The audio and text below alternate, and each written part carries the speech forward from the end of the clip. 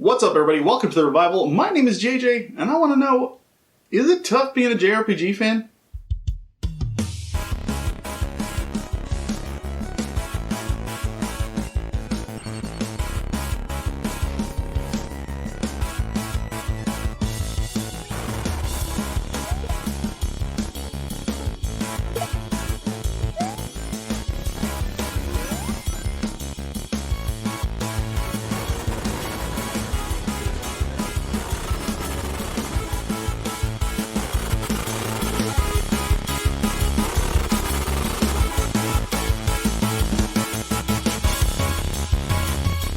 I would like to start off by saying I realized I felt myself do kind of a derpy face at the end of that intro, but I didn't feel like doing it over.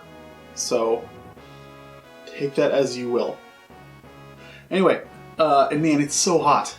Like, holy crap, it's so hot. I love cold weather. I realize this is about video games, but I just have to say, because it's so hot, and I realize I look like I'm dying, sweating so bad. It's just so freaking hot. I love cold weather. I would prefer to move someplace less hot. And I realize Kansas City is not one of the super hottest places in the country either. But man, lately it's just been insane. And give me 65 tops. And I'm happy with that. 65 degrees on the high end and I am golden. It's okay.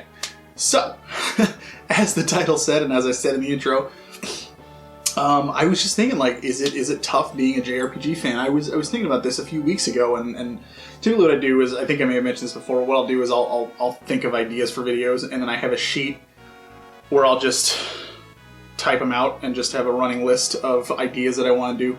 And I really was I was contemplating this, because I can't remember who it was I was talking to. But we talked about how one of the biggest drawbacks of JRPGs is the length. And so it's really tough he was saying I love the stories and I love the characters and the gameplay and a lot of them too. But man, they're just so long. And so I just don't have that kind of time to devote to one game, so it's completely understandable and I get it.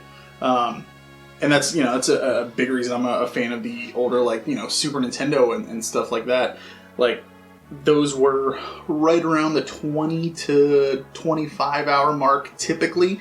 And that to me is the sweet spot. I love that, that's a good, that'll make me feel like I got my money's worth, and it'll also make me feel like I also had a lot to do in the game. And I feel accomplished after finishing most of those. So it's there's a lot to it. And then I started kind of thinking, I was that's probably not the only thing, the only baggage that comes along with being a JRPG fan. I mean, think about it. If you're a collector, and especially if you're a collector of JRPGs, which when I first started collecting games, that's all I wanted was JRPGs. Don't get me wrong, that is what I'm going to be drawn to first. If I see one I don't have, I'm going to be that's typically what I go to Adrian for, is he knows, dude knows so many games that I've never even heard of. And so it's happened I think 2 or 3 times where we were at, Retropalooza, and he's like, have you played this one? And I'm like, I don't even know what that is. What? And he'll hold it up and I'll be like, oh, it's a JRPG! Hey! And I'll get it right there, because he was like, yeah, it's pretty good. And he'll tell me a little bit about it. And I'm like, dude is my encyclopedia of video games. Adrian, thank you, sir. Appreciate that. But anyways, but if you're a collector of those, then you are not only going to be looking at rarity, because the older games are extremely rare, especially in the US. And also, because of that, price is going to be insane. They're going to be tough to find, and they're going to be super expensive even if you do find them. So I realize emulation is a thing, so if all you want to do is play them, then obviously you have ways to do that. But, I mean, as far as if you're a purist, it's going to be a lot tougher. And that also ties into Japanese versus US releases. If you are a fan of, again, the older games, before Final Fantasy VII, man, so many games came out in Japan, and even after Final Fantasy VII, still so many came out in Japan that we didn't get over here. And it's, they have fan translations for a lot of these games and all that stuff and everything, and I mean, that's cool and everything, but like, Mother 3, man, I would have loved to play like an official version of that. And it's just like the sheer amount of games that they have over there that we didn't get over here. And quite frankly, tying back to the first thing, when it comes to game length and not having the time to play all those, maybe that's a good thing that we didn't get that many, because then people are like, feel less pressured to have to play all these other ones. Not that you have to play them, but there's just so many. It just doesn't seem so like one-sided when it comes to like, if I want to play shooters, I can think of, you know, a bunch of them that'll give me good gunplay, addictive loot, and like just fun to play with my friends, and I'm happy. Doesn't even matter which game it is. But JRPGs, like, I've got to have a good cast of characters, and because I'm playing the game alone for the most part, I got to have a good cast of characters, a good story. Gameplay is really important. I mean, there's game length again. There's so much time that gets devoted to those, and it may not pay off. You can pretty much tell with like a shooter or a fighting game or something like that. Don't get me wrong, I'm not knocking these at all, because I still love shooters and I love fighting games every now and then too. Same with racing games as well. But you can hop into one of those and know in a very short amount of time whether it's for you or not. Like you can hop into Dragon Ball FighterZ and play like 2 or 3 matches and be like, this game is awesome. I love it and I want to keep going. I want to keep playing it. Whereas you might play like Virtua Fighter and be like, you know what, I've played a few matches, this just isn't for me, I'm not a fan. JRPG, it's like, how many times have you heard the line, oh, after like, 5 or 6 hours, that's when it starts to finally pick up. And then like at like 10, 11 hour mark, that's when it really gets good. And it's like, dude, that's like, 2 full games in some other cases. Like, it's crazy.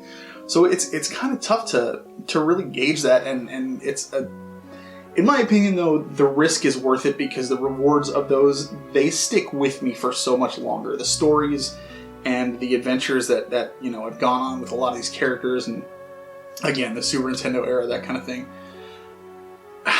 Man, it really, really hits home for me, and that's why I love them so much, is because it really, really carries that weight, that emotional connection that I get with those games, whereas the other stuff, they're fun to play, but I don't necessarily have, an emotional connection to Forza Horizon 4. I mean, I'm not saying some people do, but I mean, as far as like, getting attached to a story and characters and that kind of thing, and going on a long adventure. So there's just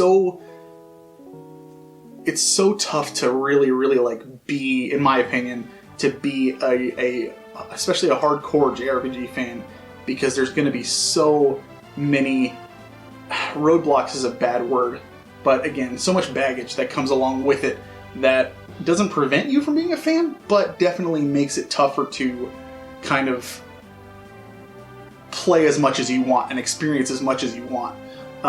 So it's I don't know. Whenever I do one of these like thought videos that I have, I'm all over the place, and I totally get that.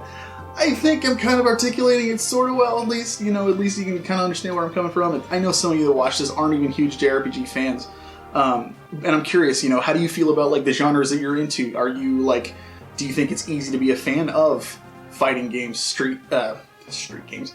I was thinking Street Fighter. Fighting games, racing games, that kind of thing, shooters, platformers, retro in general. I mean, adventure, you can go any genre you want.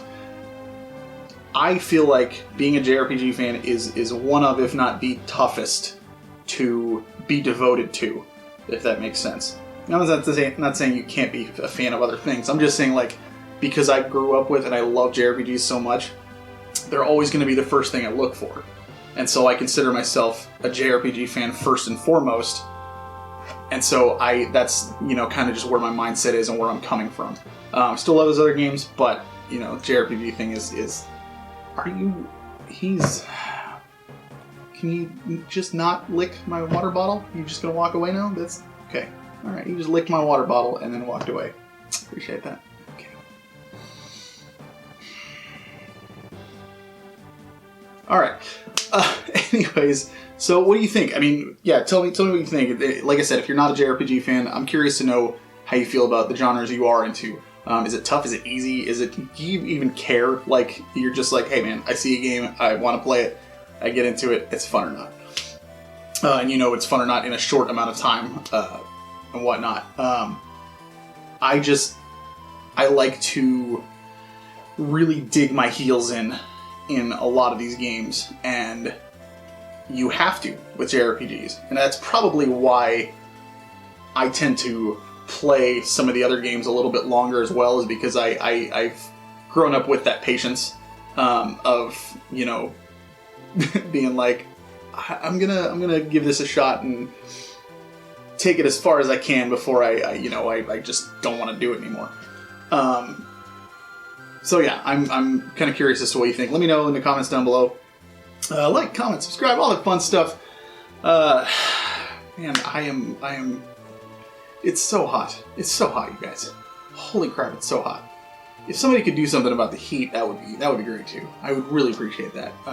So if you can, in addition to your liking and commenting and subscribing and such, if you could turn the heat down, or you know, crank the AC outside, that would be cool.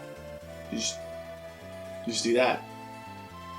Thank you again for watching, and as always, keep on gaming.